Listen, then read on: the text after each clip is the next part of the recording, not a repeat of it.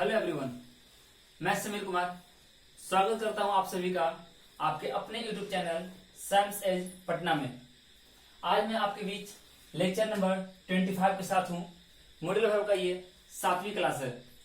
इसके पहले मैंने मे, might, can, could, would in सब के बारे में बताया है और आज मैं बात करूंगा कुछ छोटी छोटी मगर मोटी बातों के बारे में, है ना। चलो, सबसे पहले मैं देखूंगा सेल और विल के बारे में। ठीक है, आज की क्लास थोड़ी छोटी होने वाली है। सेल विल, सेल और विल यूज कहां करते हैं? ठीक है, सबसे पहले इनका यूज करते हैं to express formal course of action.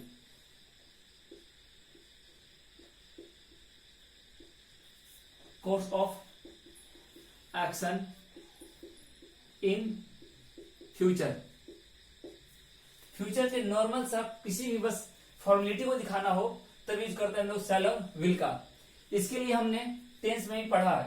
Future tense में आपने पढ़ा होगा, प्रेजेंट फ्यूचर जो हमने पढ़ा था, सिंपल फ्यूचर जो हमने पढ़ा था, सेल विल का यूज हमने वहां देखा है ना। तो इसके लिए स्ट्रक्चर क्या होगा? Subject shall will V1 object. Clear है? तो I shall do it for you, मैं यह आपके लिए करूंगा, है ना। He will always be grateful to you for this kind obligation। इस सेंटेंस हम लोग इन जनरल यूज करते हैं, बोलते हैं ना, मैं आपका सदा आभारी रहूंगा आपके इस कृतार्थ के लिए। अगर आप एप्लीकेशन लिख रहे होते हैं, लेटर लिख रहे होते हैं, तो इस तरह सेंटेंस हम यूज करते हैं। I shall always be grateful to you for this kind obligation. तो इस तरीके के सेंटेंस अगर आपको बोलना हो तो आप यहां पर शैल और विल के साथ बोल सकते हैं। इसके अलावे विल के लिए मैं बात कर लूं तो पहले मैंने बोला है ना पोलाइट रिक्वेस्ट में, तो विल का यूज आप पोलाइट रिक्वेस्ट में भी कर सकते हो। क्लियर है? तो विल साथ में चलेगा वुड, या आप कुड भी चला सकते हो, plus subject plus V1 plus object question mark. तो इसके एग्जाम्पल आप कर लो, we would could you bring some water for me. क्या आप मेरे लिए थोड़ी पानी ला सकते हो? तो क्या बोलेंगे? सम वाटर, है ना। उसी तरीके से एग्जाम्पल कर लूं, विल वुड कुड यू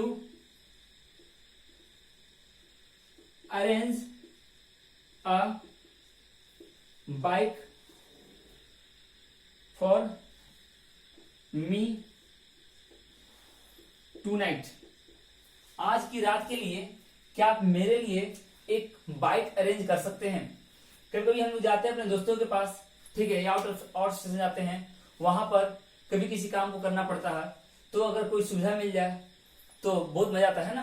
तो अगर आप बोलोगे दोस्तों को कि क्या तुम मेरे लिए कोई गाड़ी का इंतजाम कर सकते हो, तो बोल सकते हो, या कार बोलो, बाइक बोलो, जो भी बोल लो, तो could you, will you, would you arrange a bike for me tonight, है ना, या टुडे, आज के लिए।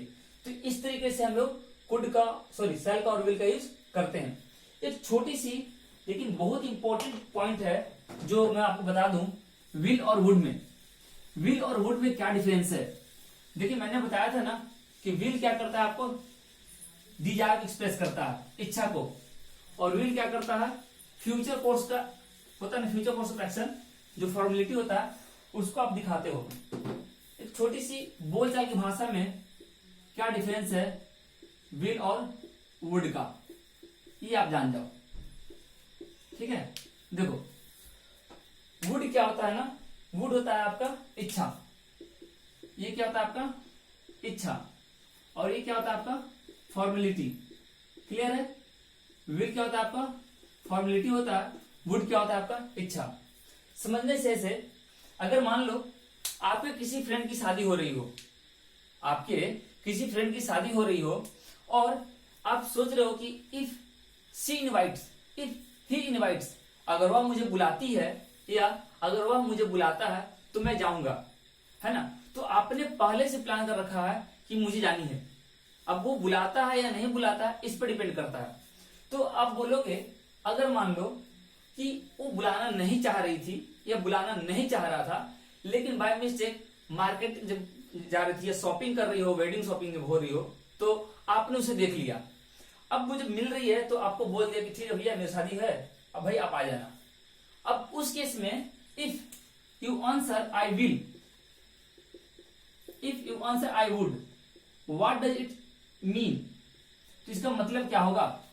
अगर आपने बोला आई विल, तो मतलब उसने फॉर्मेलिटी की है पूरा, उसने फॉर्मेलिटी पूरा की है, तो मैंने फॉर्मेलिटी के लिए उसे हाँ बोल दिया।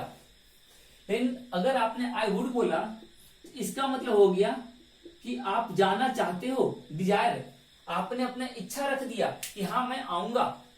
तो इस बात को बोलने का मतलब है कि आप जाना चाहते हो, और इस बात का बोलने का मतलब है कि बस आपने फॉर्मेलिटी के लिए पूछ दिया तो मैंने भी आऊंगा कहकर बोल दिया, है ना। जाऊंगा नहीं जाऊंगा ये क्लियर नहीं है।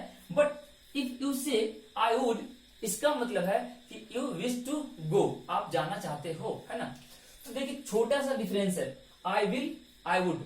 अगर आप बोलोगे क्या आप जॉब करना चाहोगे, तो आई विल, आई विल का मतलब क्या हो गया कि हाँ फॉर्मेलिटी है करूंगा। लेकिन आई वुड बोलते हो तो इच्छा दिखती है। लेकिन दूसरी तरफ डिटर्मिनेशन को दिखाने के लिए भी हम विल का यूज करते हैं, ठीक है। तो देखिए ये बातें डिजायर तक ही रहने दो आप, है ना। तो विल और वुड का छोटा सा डिफरेंस है। चलो अब हम लोग देखते हैं कुछ और छोटी छोटी चीजों को, यूज टू के बारे में बात करते हैं और आउट टू के बारे में, ठीक है। चलो तो नेक्स्ट हम लोग देखते हैं यूज टू, देख लेते हैं। कुछ भी नहीं है इसमें, मैंने पहले बात कर रखा है इसके बारे में। To express, to express what? Past regular habit, है ना। इसके बारे में मैंने बताया आपको पहले भी। तो आउट यूज टू आ रहा, I use to, I used to sing songs for my friends. मैं अपने दोस्तों के लिए गाना गाया करता था, है ना। गाने बहुत सारे, ठीक है। She used to call me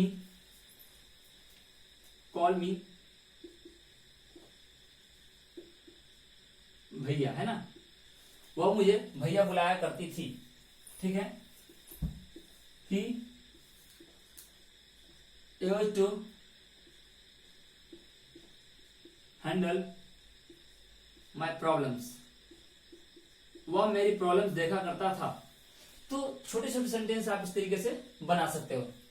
एक और मैं बात कर लूं आउट टू के बारे में। Ought to, to express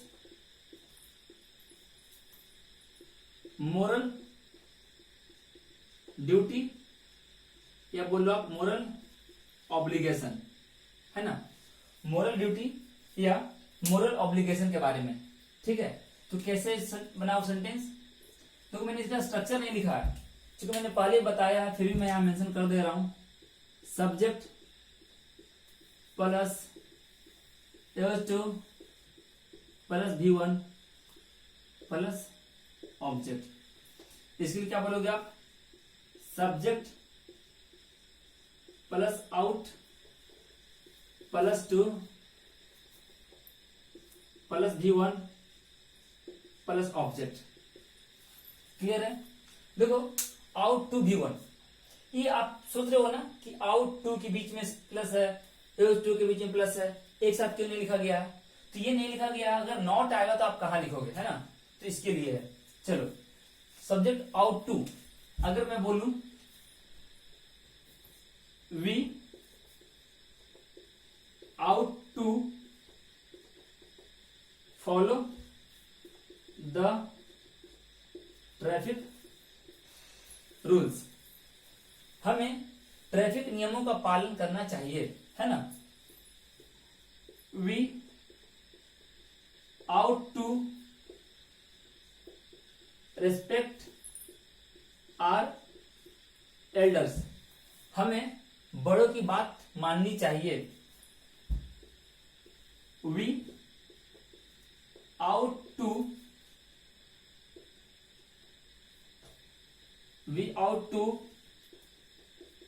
walk along the left side of the road, and the last, we out to help the helpless. तो जहां नैतिकता को दिखानी हो, मोरल ड्यूटी को दिखानी हो, तो आप यूज करते हो आउट टू का। क्लियर है? देखो we ought to follow the traffic rules, traffic rules मेरे लिए बने हैं, हमारे लिए बने हैं और हमें उनका पालन करना चाहिए। ठीक है? We ought to respect our elders, कोई बताएगा नहीं कि बड़ों से कैसे बात करनी है, आपको समझ आनी चाहिए। अब आप इतने बड़े हो गए हो कि आपको इन सारी चीजों के बारे में नॉलेज होनी चाहिए कि बड़ों से कैसे बात करनी है। तो we ought to respect our elders, कैसे बात करनी है, इज्जत देनी है ना। We ought to walk along the left side of the road, सड़क के बाईं ओर चलना चाहिए। हमारा साइड क्या होता है, हम इंडिया में रह रहे हैं तो इंडिया में सड़क के बाईं ओर चलते हैं। अगर इधर जा रहे हैं तो बाईं, उधर जब आएंगे तो उस तरफ का बाईं, मतलब कि हर हाल में हमें क्या करना होगा, लेफ्ट से चलना होगा, है ना, लेफ्ट साइड से। We ought to help the helpless, हमें असहायों की, गरीबों की, लाचारों की मदद करनी चाहिए। तो ये हमारी मोरल ड्यूटी है, ऑब्लिगेशन है। मोरल ड्यूटी वो ड्यूटी होते हैं जिसे कोई बताता नहीं है, आपके अंदर से एक इंट्यूशन आता है कि नहीं आपको करना चाहिए, आपके अंदर की फीलिंग होती है, वो आपको बोलती है कि नहीं आप इस काम को करो, है ना।